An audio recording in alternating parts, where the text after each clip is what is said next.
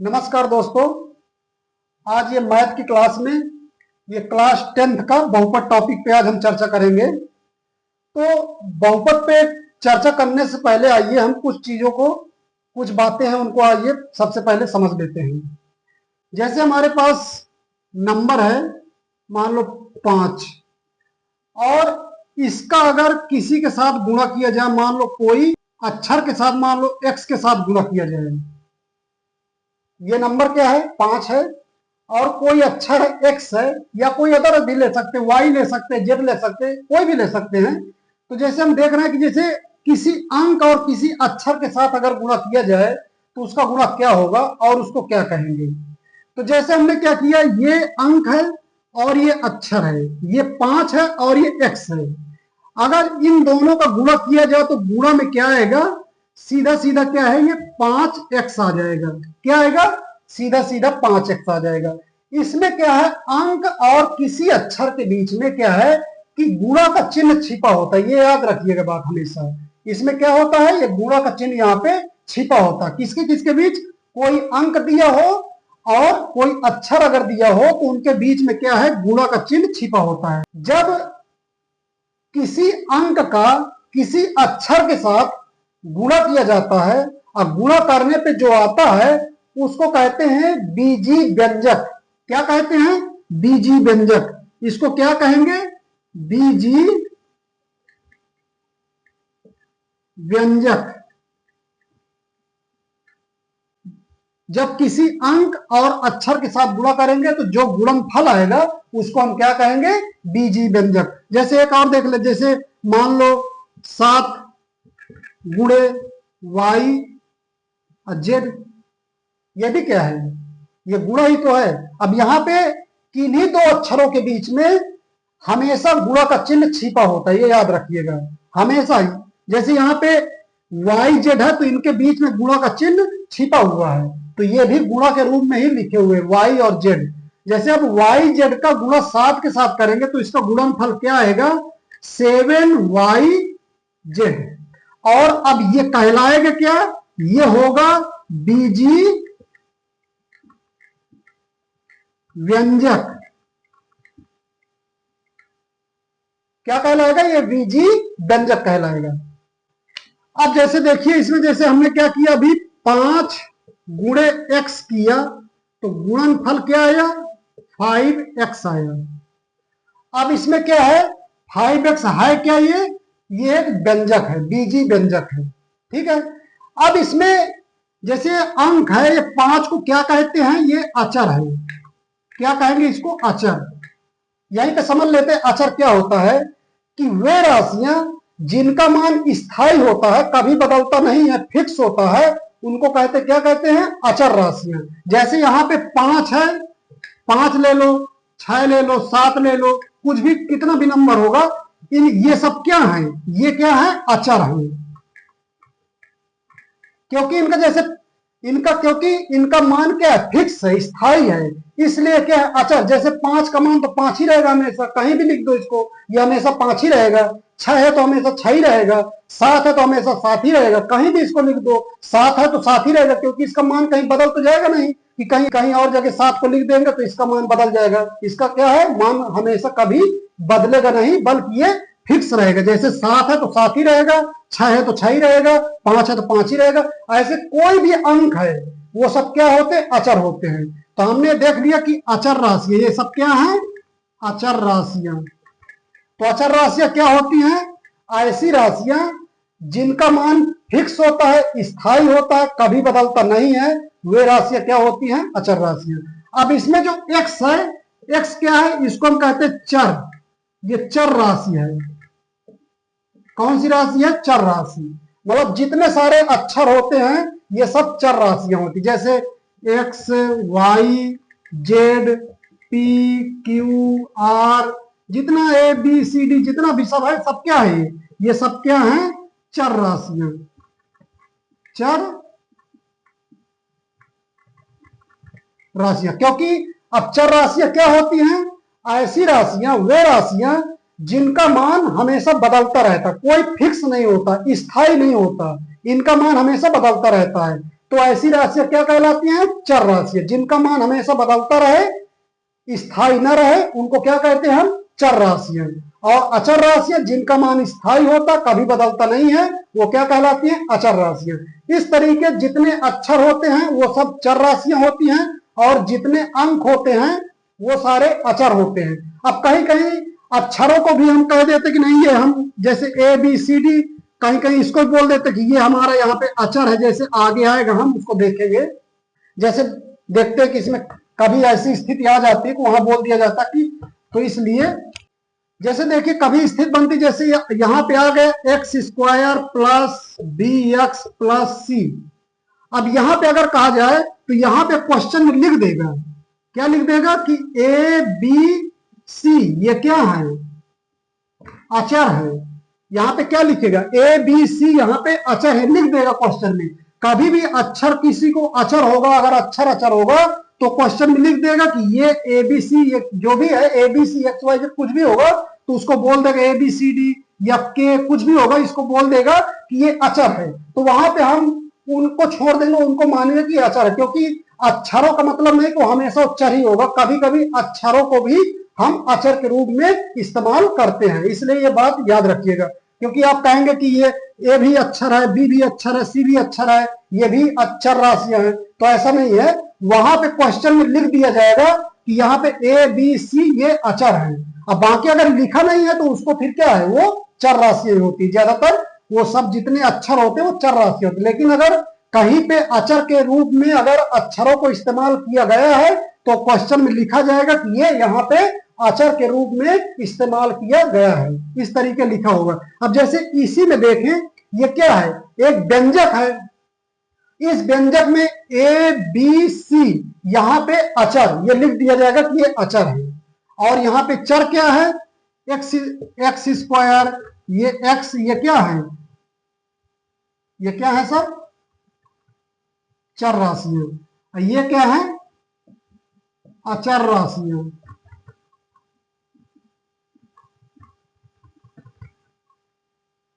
X square x, यह सब क्या है? ये चर राशियां हैं। A B C D, A B C यहाँ पे जो इस्तेमाल किया गया है ये क्या है? अचर राशियां हैं। इस तरीके हमने देख लिया कि चर और अचर राशियां क्या होती हैं। सबसे पहले हमने देखा अंक और अक्षर का गुणा करने पे जो गुणनफल आएगा उसको हम क्या कहेंगे? बीजी व्यंजक।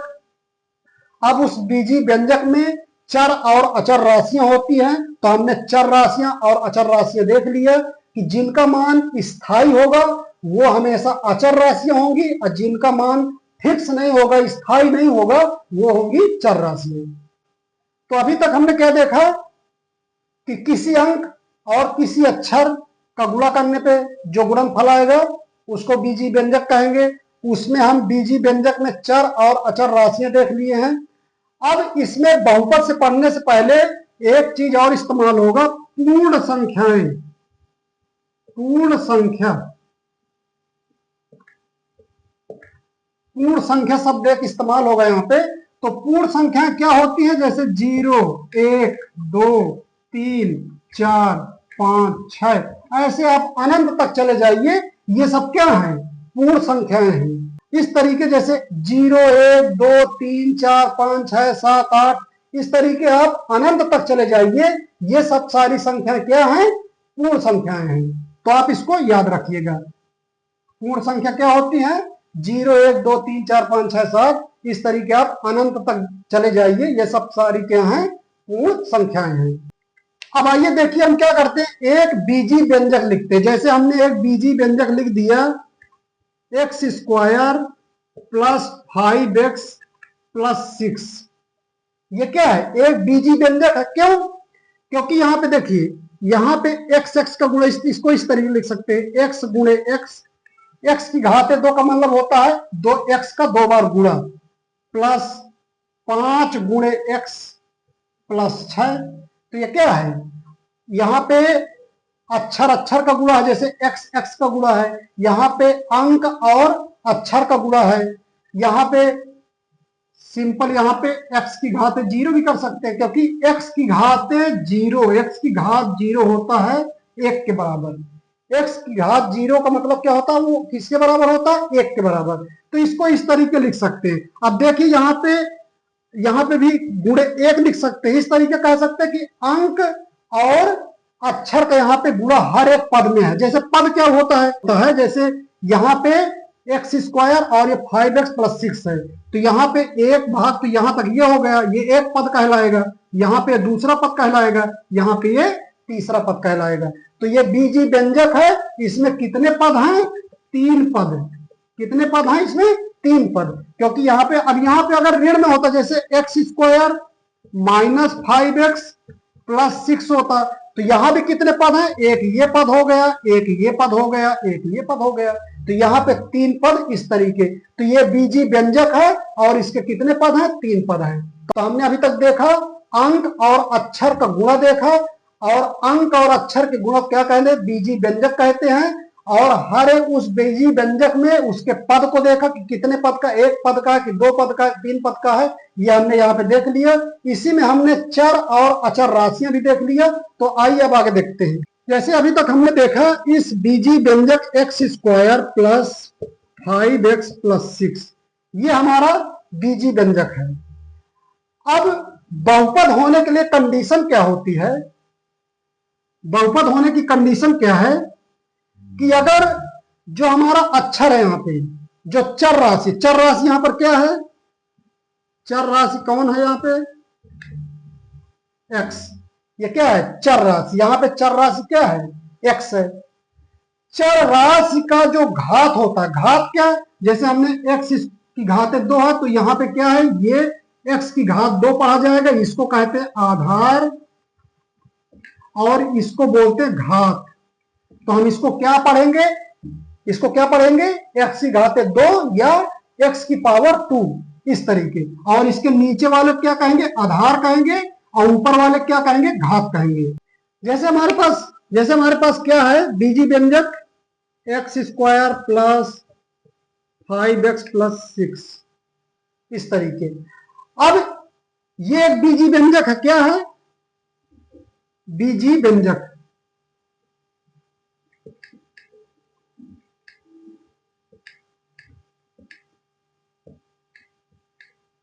हमने अभी बीजी व्यंजक पढ़ लिया। क्या होता है, किसी अंक और अक्षरों का जो गुणनफल होता है, जो गुणनफल आता है, उसी को हम क्या कहते हैं, बीजी व्यंजक।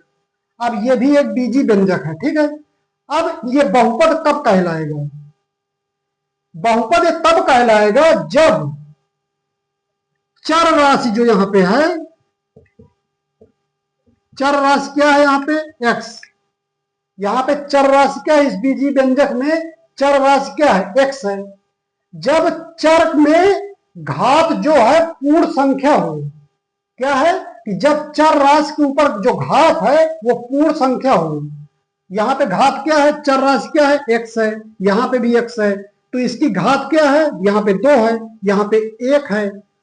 अगर इसकी घात जो चर है, व्यंजक में जो चर है, उसकी घात अगर पूर्ण संख्या हो, पूर्ण संख्या का मतलब 0, 1, 2, 3, 4, इस तरीके।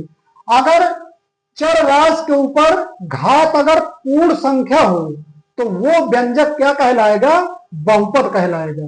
अब यहां पर देखिए, इस वाले बीजी व्यंजक में इसके ऊपर क्या है, घात क्या है, ये पूर्ण संख्या है, 2 क्या है, पूर्ण संख्या है। यहाँ पे इस वाले पद में क्या है, x के ऊपर जो घात है वो 1 है, तो 1 भी पूर्ण संख्या है। यहाँ पे देखा जाए तो यह इसको हम लिख सकते हैं x की घात 0, क्योंकि x की घात 0 का मतलब होता है 1। किसके बराबर होता है, x की घात 0 किसके बराबर होता है, 1 के बराबर। इसको आप हमेशा याद रखिएगा, ये x की घात 0 का मान होता है 1 के बराबर। तो हम यहाँ पे 6 × x की घात 0 लिख सकते हैं, क्योंकि यहाँ 1 हो जाएगा तो कोई फर्क नहीं पड़ेगा, इसलिए हम x की घात 0 यहाँ पे लिख सकते हैं। अब देखिए, इस बीजी व्यंजक में सभी जगह जहां जहां चर राशि है, उसके ऊपर सभी जगह घात क्या है, एक पूर्ण संख्या है। देखिए, इसके ऊपर घात 0 है तो ये भी पूर्ण संख्या, इसके ऊपर घात 1 है तो ये भी पूर्ण संख्या, इसके ऊपर घात 2 है तो ये भी पूर्ण संख्या। अब बताइए, इस पूरे व्यंजक में सभी जगह जहां जहां चर राशि है, मतलब जहां जहां x है, उसके ऊपर घात क्या है, पूर्ण संख्या है, इसलिए ये व्यंजक क्या कहलाएगा, बहुपद। क्या कहलाएगा, बहुपद।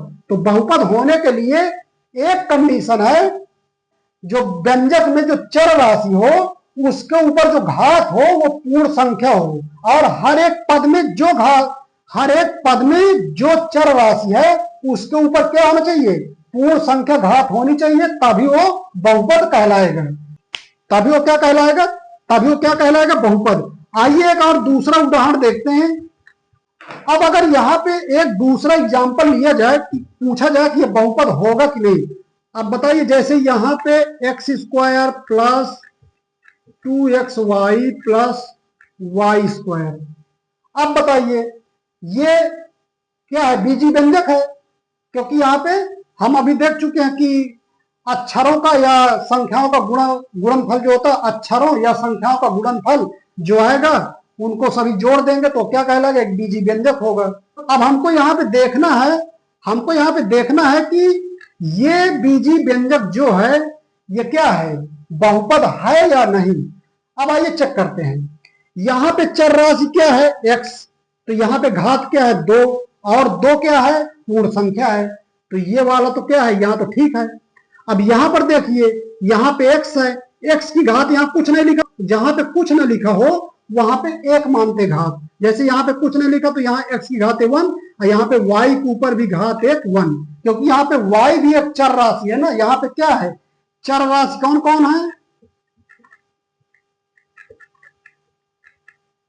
x और y दोनों, क्योंकि x भी यहाँ चर राशि है और y भी यहाँ पे चर राशि है, तो इनके ऊपर जो घात होनी चाहिए वो पूर्ण संख्या होनी चाहिए, तभी ये क्या कहलाएगा, बहुपद कहलाएगा। तो आइए चेक करते हैं। यहाँ पे x की घात 2, तो 2 क्या है, यहाँ पे पूर्ण संख्या, तो ठीक है। यहाँ पे x की घात 1, तो ये भी ठीक है। y की घात 1, ये भी ठीक, क्योंकि 1 क्या होता है, पूर्ण संख्या होती है।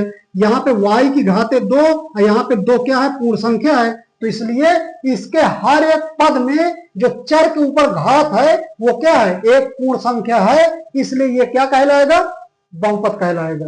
मतलब व्यंजक तो है लेकिन व्यंजक के अलावा ये बहुपद भी है। तो हम ये कह सकते हैं कि ऐसे सारे व्यंजक जिनमें चर राशियों के ऊपर घात पूर्ण संख्या हो, वो सब सारे व्यंजक क्या कहलाएंगे, बहुपद कहलाएंगे। कि जैसे हमारे पास एक अगला एग्जांपल है, जैसे X cube plus X Y plus Y cube plus 6। ये क्या है, एक व्यंजक है। अब इसमें चेक करना है कि ये बहुपद है कि नहीं। इसके ऊपर 3 क्या है, घात 3 है, तो पूर्ण संख्या है ये। इसके ऊपर 1 है, इसके ऊपर 1 है, तो ये भी पूर्ण संख्या है। इसके ऊपर 3 है, तो ये भी पूर्ण संख्या है। इसको हम x की घात 0 लिख सकते हैं, और 0 क्या पूर्ण संख्या है। तो इसके हर एक पद में क्या है, जो चर राशि है उसके ऊपर क्या है, घात क्या है, पूर्ण संख्या है, तो इसलिए क्या है, बहुपद है। इस तरीके हम एक निष्कर्ष पे पहुंचते हैं कि ऐसे सारे व्यंजक जिनमें चर राशियों के ऊपर घात पूर्ण संख्या हो, वो सारे ऐसे व्यंजक सारे बहुपद कहलाएंगे। लेकिन ऐसे व्यंजक जिनमें चर राशियों के ऊपर घात पूर्ण संख्या नहीं है, वो सारे व्यंजक बहुपद नहीं कहलाएंगे। लेकिन वो व्यंजक तो होगा लेकिन बहुपद नहीं होगा। जैसे एक एग्जांपल देखते हैं यहाँ पे कि वो बहुपद है कि नहीं है। जैसे x square plus 5x plus, यहां पे चेंज कर लेते हैं, 5 अंडर रूट x प्लस 6। अब आइए देखिए, इस एग्जांपल में देखिए ये क्या है, व्यंजक है। व्यंजक तो है क्योंकि हमको क्या है, यहाँ पे चर और अचर का जो गुणनफल आएगा उसको क्या कहते हैं, हम व्यंजक कहते हैं। तो ये व्यंजक तो है क्योंकि यहाँ पे ये चर राशि है और यहाँ पे अचर है, तो इनका गुणनफल। यहाँ पे चर राशि है, यहाँ पे एक छिपा हुआ, तो इनका गुणनफल। तो ये क्या है, बीजी व्यंजक तो है। लेकिन अब चेक करते हैं कि ये बहुपद है कि नहीं। अब देखिए, ये वाले पद में क्या है, 2 घात है और 2 क्या है, पूर्ण संख्या है। लेकिन यहां पे देखिए, x की घाते x अंडर रूट के नीचे x है, तो अंडर रूट x का मतलब होता है एक्स की घात 1/2, एक्स की घात 1, अंडर रूट एक्स का मतलब क्या है, एक्स की घात 1/2। अब बताइए यहां पे एक्स की घात क्या है 1/2, और 1/2 क्या पूर्ण संख्या है, ये पूर्ण संख्या है, ये पूर्ण संख्या नहीं है, पूर्ण संख्या ये नहीं है। तो क्या है, x की पावर 1/2 है, और 1/2 क्या है, पूर्ण संख्या नहीं है, इसलिए ये क्या है, ये बीजीय व्यंजक तो है लेकिन बहुपद नहीं है। बहुपद क्या है, बहुपद नहीं है। ये बीजीय व्यंजक तो है लेकिन बहुपद नहीं है, क्योंकि यहां पे जो इस वाले पद में, ये वाले पद में जो x की घात है 1/2 है, हमने यहाँ पे देख लिया कि अंडर रूट एक्स का इस तरीके हम लिख सकते हैं, x की घात 1/2, और 1/2 पूर्ण संख्या नहीं है, इसलिए ये बहुपद नहीं होगा, ये बहुपद नहीं होगा। एक एग्जांपल और देखते हैं, जैसे यहां पे हमने लिख दिया x³ under root 5x plus 7x²। अब देखिए ये बीजीय व्यंजक है और इसको चेक करना कि बहुपद है कि नहीं। ये वाले सबसे पहले ये वाले पद में देखिए, यहां पे घात क्या है 3 है, तो ये पूर्ण संख्या है, यहां कोई दिक्कत नहीं। अब यहां पे देखिए आ गया अंडर रूट 5x, यहां पे x भी अंडर रूट के अंदर ही है, तो हम इसको लिख सकते हैं अंडर रूट 5 गुणे अंडर रूट एक्स, यहाँ पे गुणा इस तरीके लिख सकते हैं। तो यहाँ पे अंडर रूट 5 तो ठीक है, कोई बात नहीं, ये तो अंक है, लेकिन यहाँ पे जो अंडर रूट एक्स है, तो अंडर रूट एक्स क्या होता है, अंडर रूट एक्स का मतलब होता है 1/2, और यहाँ पे क्या है रूट 5, तो इसको क्या कर सकते हैं x³ प्लस अंडर रूट 5, इसको 5 को बाहर हटाइए, x की पावर 1/2 प्लस 7x²। अब बताइए यहां भी बात ठीक है, यहां भी ठीक है, लेकिन यहां पे बात फंस जा रही है। यहां पे x की घात 1/2 है, और 1/2 क्या है, पूर्ण संख्या नहीं है। 1/2 क्या है, पूर्ण संख्या नहीं है, इसलिए ये व्यंजक बहुपद नहीं है। अभी तक हमने देखा कि हम किसी भी व्यंजक को कैसे चेक करेंगे कि ये बहुपद है कि नहीं। तो सिंपल सी बात है कि हम जितने भी व्यंजक में चर राशियां होंगी उनके ऊपर सीधा चेक करेंगे कि जो घात लगी है वो पूर्ण संख्या है कि नहीं। अगर वो पूर्ण संख्या है तो व्यंजक क्या होगा, बहुपद होगा। अगर पूर्ण संख्या नहीं है तो वो क्या है, बहुपद नहीं होगा। इस तरीके हम क्या करेंगे, किसी भी व्यंजक को बहुपद है कि नहीं उसको हम चेक कर सकते हैं। अब आइए देखते हैं कि जैसे हमारे पास 5x है, 5x है, तो ये क्या है, बीजीय व्यंजक है, और इसके ऊपर घात 1 है जो कि पूर्ण संख्या है, तो ये क्या है, एक बहुपद है। क्या है, एक बहुपद है। बीजीय व्यंजक तो है ही है, लेकिन क्या है, एक बहुपद भी है। अब इसमें देखिए एक ही पद है, यहां पे कोई प्लस माइनस से कोई चीज जुड़ा तो है नहीं, सिंगल है ना, ये केवल सिंगल है, तो इसलिए सिंगल है, ये बहुपद है। ऐसे सिंगल बहुपद को हम क्या कहेंगे, रैखिक बहुपद। क्या कहेंगे, रैखिक बहुपद, या कहेंगे एक पदी बहुपद। क्या कह सकते हैं, एक पदी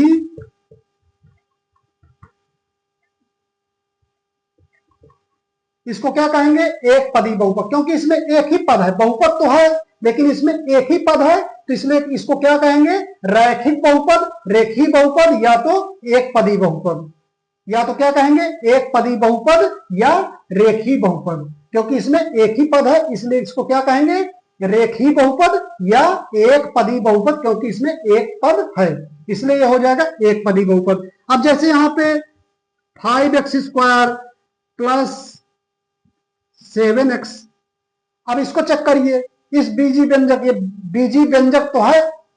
अब इसमें क्या चेक करना है, यहाँ पे घात क्या है, यहाँ पे x की घात 2 है, तो ये पूर्ण संख्या, ठीक है कोई बात नहीं, यहाँ पे सही है। यहाँ पे 1 है तो ये भी पूर्ण संख्या है, तो देखिए यहां पे दोनों में जो घात है पूर्ण संख्या है, तो ये क्या है, बहुपद है। अब जब बहुपद है, अब इसमें पद कितने हैं, एक पद ये हो गया और एक पद ये हो गया, तो कितने पद हुए, दो। तो क्या हो जाएगा, इसको क्या कहेंगे, द्विपदी बहुपद। ये क्या हो जाएगा, दो पदी बहुपद। ये क्या हो जाएगा, द्विपदी बहुपद। अब जैसे एक्स स्क्वायर 5x प्लस 7, ये क्या है, इसमें ये एक पद हो गए, एक पद ये हो गए, एक पद ये हो गए, तो ये क्या हो जाएगा, ये कहलाएगा त्रिपदी बहुपद। त्रिपदी क्या कहलाएगा, त्रिपदी बहुपद। तो आइए कुछ एग्जांपल देखते हैं, उनमें छाड़ते हैं कि कौन एक पदी है, द्विपदी है, त्रिपदी है, और साथ ही साथ चेक करते हैं कि कौन बहुपद है। अगर बहुपद है तो कितने पदी का है, वो हम इसको चेक करते हैं। आइए कुछ एग्जांपल लेते हैं। जैसे एक एग्जांपल हमने ले लिया 3x, दूसरा एग्जांपल ले लिया 4x square plus 5x plus 9। तीसरा एक एग्जांपल ले लेते हैं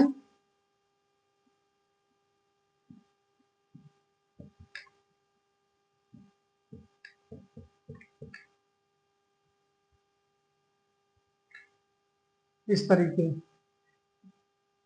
अब आइए यहां पे देखते हैं कि ये क्या है, इसके ऊपर घात एक है। पहले वाला अगर देखते हैं तो इसके ऊपर घात एक है, तो ये पूर्ण संख्या है, तो ये बहुपद है। अब इसमें क्या है, एक ही पद है, तो ये क्या होगा, रेखी बहुपद।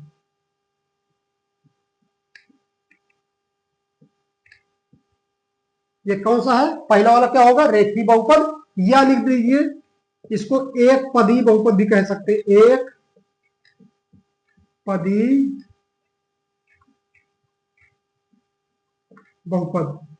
यहां पे देखिए ये भी बहुपद, क्योंकि ये भी पूर्ण संख्या, यहाँ पे पूर्ण संख्या, यहाँ पे भी एक 0, तो ये भी पूर्ण संख्या, तो बहुपद तो है ही है। अब इसमें देखिए कितने पद हैं, एक पद, दो पद, तीन पद, तो इसको ये कौन कितने पद का है, त्रिपदी।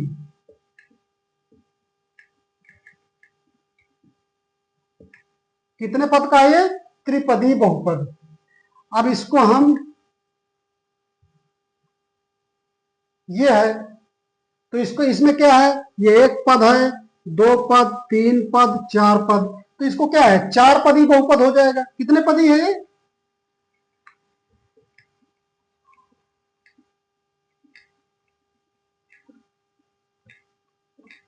क्या है, ये बहुपद कितने पद का है, चार पद का, तो इसलिए क्या हो जाएगा, चार पदी। इस तरीके जो भी बहुपद, जो भी व्यंजक बहुपद प्लस माइनस चिन्ह के साथ जुड़े होते हैं, उसमें उतने ही पद होते हैं, उनको काउंट करके सीधा लिख दीजिए कि इतने पद का बहुपद है।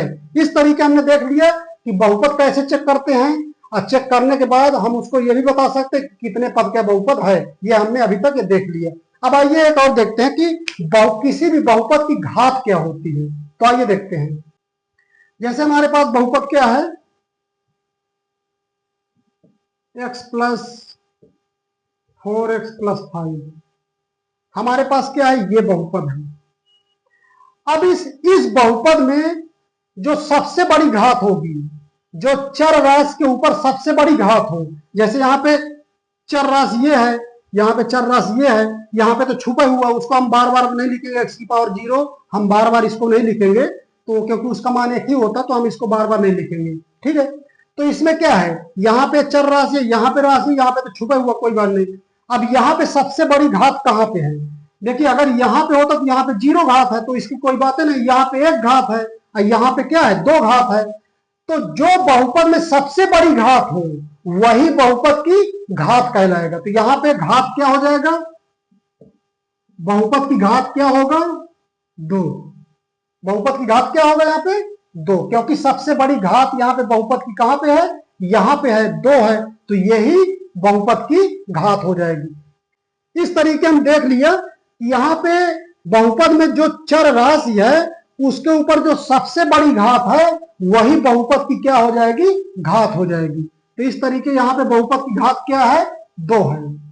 जैसे एक एग्जांपल ले लिया, जैसे y क्यूब 5 y की पावर 4 6 xy, इसमें बताइए सबसे पहले देखिए कि यहाँ पे चर कौन कौन से हैं। यहाँ पे x और y चर राशियां हैं, और यही x और y के ऊपर जो चर राशि x y जो चर राशियां हैं उनके ऊपर जो घात होगी सबसे बड़ी, वही इस बहुपद की क्या कहलाएगी, घात कहलाएगी।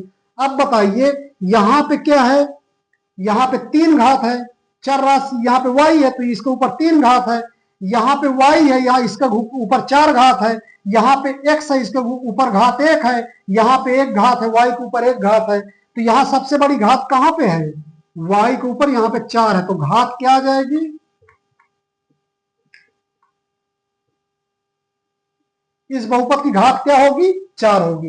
मतलब बहुपद में सबसे बड़ी घात जो हो वही उस बहुपद की घात होगी, इतना बस याद रखिए। आइए अब देखते हैं कि जैसे हमारे पास एक बहुपद है x स्क्वायर 5x प्लस 6, मान लो हमारे पास बहुपद है, तो अब इसको बार बार हमको लिखने से अच्छा है कि हम इसको एक नाम रख दें, एक सिंपल नाम रख दें। क्या नाम रख दें, हम इसको p नाम रख दें। अगर हम इस बहुपद, इसको बार बार बोलने से अच्छा कि हम इसका एक नाम दे दें, पूरे का नाम दे दें, इस पूरे बहुपद का एक नाम दे दें, तो हम बार बार अब उसी नाम से इसको पुकारेंगे नहीं, हमको क्या है बार बार इसको पूरा पढ़ना पड़ेगा। तो हम क्या करते हैं कि इस पूरे का एक नाम दे देते हैं, और नाम क्या हम दे देते हैं, p। यहाँ पे p दे दिया, और इसमें p यहाँ पे x ऐसे लिखा जाता है। इसका क्या मतलब है, क्योंकि यहाँ पे जो बहुपद है यहाँ पे चर राशि x है, इसलिए यहाँ पे x लिखेंगे। अगर यहाँ पे y होता तो यहाँ पे कामा करके y भी लिख लेते, अगर यहाँ पे केवल y होता तो ये x की जगह यहाँ पे y हो जाता। इस तरीके हम किसी बहुपद को एक सिंगल नाम दे सकते हैं। जैसे हमारे पास बहुपद ये आ गया, अब इसका नाम हमने क्या दे दिया, px। अब इस पूरे का नाम हम हमेशा px कहेंगे कि हमारे पास px एक बहुपद है, कि हमारे पास px बहुपद है। अब ताजा px बहुपद की घात क्या होगी, तो यहाँ पे सबसे बड़ी घात यहाँ पे x की पावर 2 है, तो यही क्या होगी, घात क्या होगी, यहाँ पे px बहुपद की 2 आ जाएगा। तो हम इस पूरे बहुपद का नाम क्या दे दिया, px। इस तरीके कोई भी बड़ा सा बहुपद लिखा होगा तो हम उसको एक नाम दे देंगे, px या qx या rx, कुछ भी नाम दे देंगे तो हमको पढ़ने में सिंपल हो जाएगा। अब अभी तक क्या है कि जैसे हमने देख लिया किसी बहुपद को हम एक सिंगल अक्षर से नाम दे सकते, जैसे हमने बहुपद 5x प्लस 2, जैसे हमने क्या है, ये एक बहुपद है, ये क्या है, बहुपद है, इसका हमने नाम क्या दे दिया, px। अब कहा जाए कि इस बहुपद कौन, px। अब हम इसको बार बार इसका नाम नहीं लेंगे, हम सीधा इसको कहेंगे px, क्योंकि इसी बहुपद का नाम क्या है, px है, तो हम अब बहुपद का नाम हमेशा px कहेंगे। अब कहा जाए बहुपद px का मान x बराबर 2 पर निकालिए। मतलब क्या कह रहा है कि बहुपद इसका मान x बराबर 2 पर निकालिए। तो कैसे मान निकालते, आइए देखते हैं। जब भी कभी कहे कि बहुपद का मान x बराबर 2 पे, 3 पे, 4 पे, 5 पे, किसी पे भी निकला है, तो आपको क्या करना है, सिंपल सी बात है कि सीधा सीधा उस बहुपद को लिख लेना है। लिख लीजिए पहले उसको, बहुपद को 5x प्लस 2। अब जो भी कहे, जहां पे कहे, जैसे x बराबर 2 पे कह रहा है ना, तो 2 का मान x की जगह 2 सीधा रख दीजिए। तो यहाँ पे x है तो x की जगह 2 रखिए, यहां पे जहां x हो वहां पे 2 रख दीजिए, प्लस 2। अब इसको सॉल्व कर लीजिए, तो 5 दूनी 10 हो जाएगा ये, अब प्लस 2 तो कितना आ जाएगा, 12। तो यही बहुपद का क्या आएगा, 12 क्या हो गया, बहुपद का मान p कितने पे, 2 पे कितना है, 12। तो बहुपद का मान कितना है, यहाँ पे 12 है। कहां पे, x बराबर 2 पे, क्योंकि यहाँ पे दिया था ना x बराबर 2, ये x बराबर 2 दिया था, तो हमने बहुपद का मान, जो बहुपद px था, हमारे पास बहुपद कौन था, ये px, हमने इसी का नाम px दिया है। चाहे इसको आप कहें चाहे इसको कहें, एक ही बात है, क्योंकि इसी का नाम क्या है, px है। तो हमने क्या कहा, बहुपद px का मान कितना है, 12। कहां पे, x बराबर 2 पर। इस तरीके किसी भी बहुपद का मान निकालना हो तो x का मान जो दिया हो, जहां जहां बहुपद में हो, x हो या y हो, वहां पे उसके मान रख दीजिए और उसको सॉल्व कर लीजिए। जो आएगा वो बहुपद का क्या हो जाएगा, मान हो जाएगा। इस तरीके हम किसी भी बहुपद का मान निकाल सकते हैं। जैसे आइए एक एग्जांपल और लेते हैं। जैसे हमने एग्जांपल ले लिया y square plus 2y plus 4, और इसका नाम दे दीजिए कोई, हम इसको नाम क्या देते हैं। अब यहाँ पे y में है ना, बहुपद किस में है, y में, तो सीधे यहाँ पे y लिखिएगा। अगर x में होता तो यहाँ पे x लिख देते, तो हमने इसका नाम क्या दे दिया, py। अब ये कह रहा कि y बराबर 1 पे, y बराबर 1 पे इस बहुपद जो py है इसका मान निकालिए। तो सिंपल सी बात है, जहां जहां y हो वहां पे y का मान 1 रख दीजिए और उसको सॉल्व कर लीजिए, वही बहुपद का क्या हो जाएगा, मान हो जाएगा। तो यहाँ पे p और y की जगह 1 रखना है, यहाँ पे जहां जहां y है उसकी जगह 1 रख दीजिए। 1 की घात यहाँ पे 2 हो जाएगा, प्लस 2 और y की जगह यहाँ पे ब्रैकेट लगा करेंगे 1 हो जाएगा, प्लस 4। अब इसको सॉल्व कर लीजिए। ये 1 की घात मतलब 1 गुणे 1 प्लस 2 गुणे 1 प्लस 4, तो ये क्या हो जाएगा, 1 गुणे 1 1 होगा, 2 गुणे 1 होगा 2, ये 4 आ जाएगा, 4 2 6 1 7। तो P1 बराबर क्या हो जाएगा, 7। तो बहुपद का मान कितना आया, 7 के बराबर, यही आंसर होगा। तो इस तरीके किसी भी बहुपद का मान निकलवाए, जहां पर भी उसका सीधा मान रख दीजिए उसमें और उसको सॉल्व कर लीजिए, और जो आएगा वही बहुपद का क्या हो जाएगा, मान हो जाएगा। तो यहाँ पे बहुपद का मान py का मान कितना आ गया, 7। ये कहां पे, y बराबर, इसको कैसे कहेंगे, बहुपद px का मान कितना है, नहीं यहाँ पे x नहीं है, यहाँ पे x नहीं है, यहाँ पे y है, तो बहुपद py का मान 7 हो, कितना आया, 7 आया। और कहां पर, y बराबर 1 पर। इस तरीके इसको बोलेंगे कि बहुपद py का मान कितना आया, 7, कहां पर, y बराबर 1 पर। तो ये बहुपद का मान है 7। तो इस तरीके किसी बहुपद का मान निकालना हो तो आप क्या करेंगे, वहां पे जो मान दिया हो सीधा बहुपद में रख दीजिए और उसको सॉल्व कर लीजिए, जो आएगा वही उस बहुपद का मान आ जाएगा। तो अभी हमने क्या देखा, बहुपद का मान निकालना हमने सीख लिया। अब एक चीज और है कि बहुपद के शून्यक क्या है, बहुपद का शून्यक, शून्यक शून्यक होता है, इसका कहीं कहीं शून्यक कहते हैं, कहीं पे इसको क्या कहते हैं, मूल भी कह सकते हैं, इसको कहीं कहीं रूट भी अंग्रेजी में बोलते हैं, या इसको जीरोज भी बोलते हैं। इस तरीके इन नामों से इसको हम कह सकते हैं, पुकार सकते हैं कि बहुपद का शून्यक कहे तो एक ही बात है, मूल कहा जाए तो एक ही बात है, रूट कहा जाए तो एक ही बात है, और जीरोज कहा जाए तो भी एक ही बात है। अब देखिए आइए, बहुपद का शून्यक क्या होता है। जैसे हमारे पास एक x square plus 2x plus 1, हमारे पास ये बहुपद है, इसको हमने मान लिया, ये बहुपद का नाम दे दिया px। अब ये बहुपद का मान, यहां पे बहुपद का शून्यक क्या होता है, बहुपद px का मान, बहुपद px का मान कितना आ जाए, 0 आ जाए। ऐसा x का मान जहां पे इस बहुपद के लिए, ऐसे x का मान जहां पे बहुपद का मान 0 आ जाए, वही x का मान क्या कहलाएगा, शून्यक कहलाएगा। मतलब हमको यहाँ पे ऐसा x का मान चाहिए जहां पे ये बहुपद का मान क्या आ जाए, शून्य आ जाए, तो वो वाला x का मान क्या कहलाएगा, बहुपद का शून्यक कहलाएगा। आइए इसको निकालते हैं, कैसे निकालेंगे शून्यक। अब जैसे इस बहुपद का हमको शून्यक निकालना है, तो शून्यक होने कंडीशन क्या होती है कि बहुपद का मान हमेशा 0 आना चाहिए। तो बहुपद का मान कितना आना चाहिए, px का मान क्या आना चाहिए, 0। तो किसी बहुपद का शून्यक क्या होता है, जहां पे वो बहुपद का मान 0 हो जाए। तो बहुपद का मान 0 होना चाहिए, तो हमने बहुपद का मान 0 कर दिया। अब यहाँ पे पी एक्स हम किसको कहते हैं, ये वाले को कहते हैं, तो पी एक्स की जगह इसको रख दीजिए, x square plus 2x plus 1 बराबर 0। अब क्या करते हैं, यहां पे देखिए यहां पे क्या है, ये x प्लस 1, इसको गुणा के रूप में लिख सकते हैं, x प्लस 1 बराबर 0। अब यहां पे दो टर्म आ गए ना, ये गुणा में है, यहां पे बीच में गुणक चिन्ह होता, तो एक ये हो गया एक ये हो गया, दोनों जीरो। हमारे पास क्या था, फिर से हम लिख लेते हैं उसको,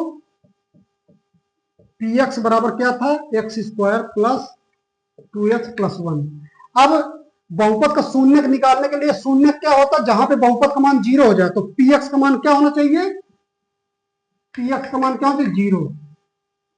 ऐसा x का मान निकालना है, ऐसा x का मान निकालना जहां पे बहुपद का मान 0 हो जाए, तो वो क्या हो जाएगा, वो वाला x का मान क्या कहलाएगा, शून्य कहलाएगा। तो हम क्या है, यही कंडीशन लगा देते हैं, तो p की जगह 0 रख दीजिए, यहाँ पे X square plus 2x plus 1। अब इसको क्या है, आप इसको देख सकते हैं, इसके गुणनखंड करिए, इसको गुणनखंड करा जाएगा तो 1x प्लस 1 एक्स प्लस 1 आएगा बराबर 0, क्योंकि ये a square plus 2ab plus b square से ये क्या आ जाएगा, इस तरीके आ जाएगा, ए प्लस बी के होल स्क्वायर से आ जाएगा, तो इसके गुणनखंड क्या होंगे, तो इस तरीके। अब देखिए यहाँ पे दोनों सेम है, ये भी वही है ये भी वही है, तो दोनों सेम और दोनों गुणनफल क्या आना चाहिए, 0। तो इनमें से क्या होगा, जब दोनों 0 होंगे तभी इनका ये कंडीशन कब संभव है, जब x प्लस 1 ये भी 0 हो और ये भी 0 हो, क्योंकि दोनों सेम है और ये इनका गुणनफल 0 होना है, तो ये दोनों जरूरी है कि दोनों जब 0 होंगे तभी क्या आएगा, इनका गुणनफल भी 0 आएगा। इस तरीके हम क्या कह सकते हैं कि x प्लस 1 बराबर क्या होगा, 0, और इसको सॉल्व कर लेंगे, 1 उधर जाएगा तो -1। अब ये हमारा x का मान आ गया। अब x -1 पे x का मान क्या है, यहां पे क्या आ गया, x बराबर -1। अब यहां पे x बराबर -1 पे इस बहुपद का मान क्या होगा, शून्य होगा, तो ये क्या कहलाएगा, शून्य। x बराबर -1 क्या कहलाएगा, बहुपद का शून्य। आइए चेक कर लीजिए, चाहे -1 इसमें रख दीजिए, शून्य आ जाएगा। चेक कर लेते हैं एक बार, हमने x का मान अभी क्या निकाला, -1। अब चेक करते हैं x बराबर -1 पे इस बहुपद का मान शून्य हो रहा कि नहीं हो रहा है, तो सीधा रख दीजिए, x की जगह जहां जहां -1 रख दीजिए, -1 की घात 2 प्लस 2 -1 प्लस 1, सॉल्व कर लीजिए, -1 पावर तो 1 आ जाएगा, ये यहाँ पे माइनस का 2 आ जाएगा और ये +1 आ जाएगा, तो ये जुड़ जाएंगे, तो 2 - 2 ये दोनों कट के क्या आ जाएगा, शून्य। अब बताइए बहुपद का मान शून्य आ गया कि ना, कहां पे, -1 पे, तो यही -1 क्या हो जाएगा, बहुपद का शून्यक हो जाएगा। किस बहुपद का, px का शून्यक, px का शून्यक क्या होगा, -1। इस तरीके हमने निकाल लिया।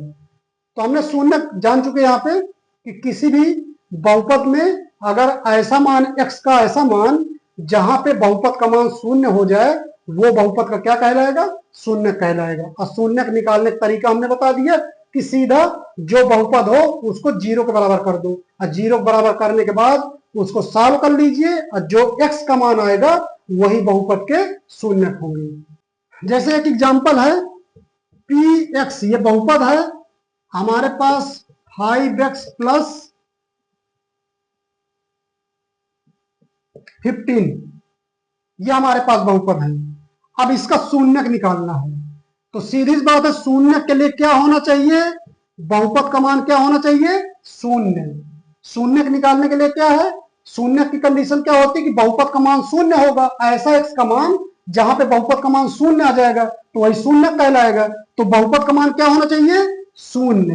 तो px बराबर क्या होना चाहिए, 0। तब इसको बस 0 बराबर कर दो। अब px चूंकि हम इसको बोल रहे हैं, px की जगह हम क्या बोल रहे हैं, px को हम क्या किसको बोले हैं, क्योंकि यहाँ पे px हम किसको बोल रहे हैं, 5x प्लस 15 को, तो इसको px की जगह लिख दीजिए 5x प्लस 15। बराबर 0।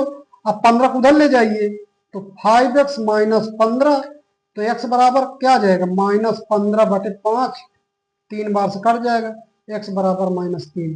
तो हमको यहां से शून्य क्या मिल गया, x का मान क्या आ गया -3। यही क्या है x बराबर -3, ये इस वाले बहुपद का क्या है, ये शून्य, ये क्या है शून्य। इस तरीके हम किसी भी बहुपद का शून्य निकाल सकते हैं।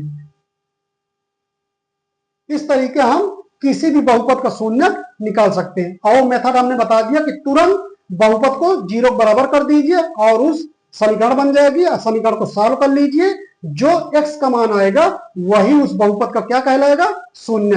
और वो 1 हो सकता, 2 हो सकते, 3 हो सकते, जितने घात का बहुपद होगा उतने उसके शून्य कहेंगे। आप यहाँ पे नोटिस कर सकते हैं कि देखिए यहाँ पे घात, इस पूरे बहुपद की घात क्या है, 1 है। यहाँ पे एक घात है ना, सबसे बड़ी घात यहीं पे है, तो घात 1 है। और देखिए इसका शून्य कितना आ रहा है, 1 ही आ रहा है, ये केवल 1 है ना।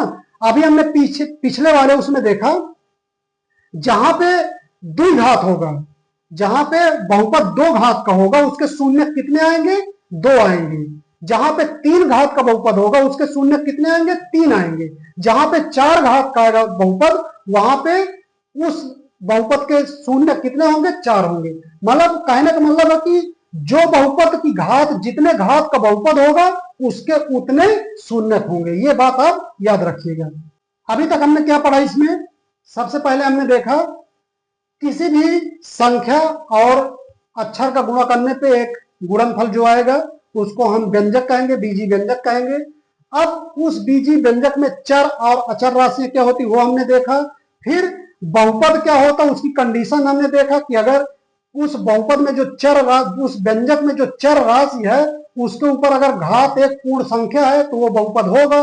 फिर बहुपद के हमने प्रकार देखा, एक पदी, द्विपदी, 3 पदी, इस तरीके हमने प्रकार देखा कि बहुपद कितने प्रकार का कहा जाता है, कि बहुपद को क्या बोलते हैं। जैसे एक पद है तो एक पदी होगा, 2 पद है 2 पदी होगा, 3 पद है त्रिपदी होगा, इस तरीके हम बहुपद कहेंगे। फिर इसके बाद हमने क्या देखा कि बहुपद की घात क्या होती है, और हमने क्या देखा कि बहुपद का शून्य कैसे निकालते हैं, बहुपद का मान कैसे निकालते हैं। ये सारा हमने इस क्लास में देख लिया। अब हम नेक्स्ट क्लास में क्या देखेंगे, जो अभी हमने बहुपद का शून्य देखा यहाँ पे, अब हम उसको एक ज्यामिति, उसका अर्थ देखेंगे। हम उसको एक ग्राफ द्वारा प्रदर्शित करेंगे बहुपद को, और फिर देखेंगे कि एक्चुअल में शून्य होता क्या है। तो हम नेक्स्ट क्लास में बहुपद के शून्य को ज्यामिति अर्थ समझेंगे, और इसके आगे हम और सारे न्यूमेरिकल क्वेश्चन, इसके जितने प्रश्नावली होगी उसको हम आगे सॉल्व करेंगे।